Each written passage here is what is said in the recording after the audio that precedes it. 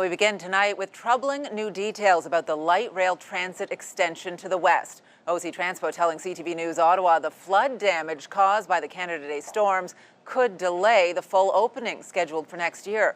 And officials are not ruling out having to replace entire sections of the track. The extension will connect users in the West End to Line 1. From Tunney's Pasture, trains will stop at several new stations: Westboro, Kitchissippi, Sherbourne, New Orchard, Lincoln Fields, and eventually end at Algonquin. But it's the section of Line 3 between Lincoln Fields and Moody that suffered the most damage during the July 1st floods. CTV's Leah Larocque is in studio with the latest on this. Leah.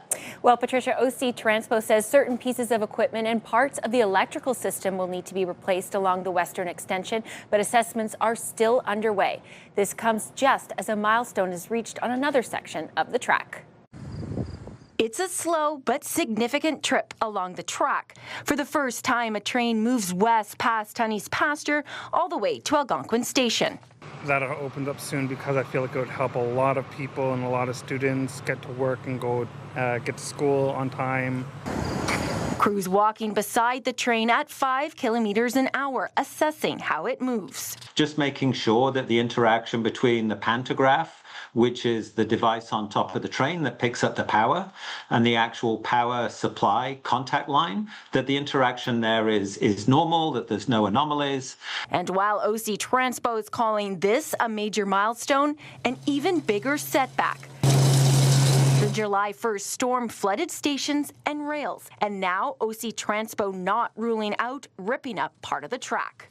I would say it's premature at this stage to know what can be salvaged and what needs to be fully replaced.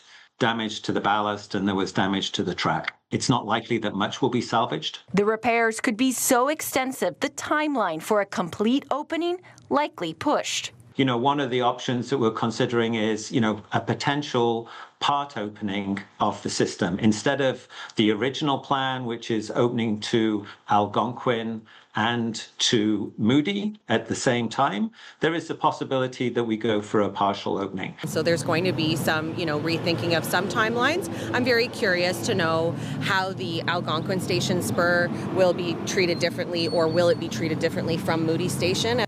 The worst impacted area between Moody and the light rail maintenance storage facility and along the tunnel near New Orchard. There was just a giant lake right here. So what happens is the water comes down the hill and has nowhere to go.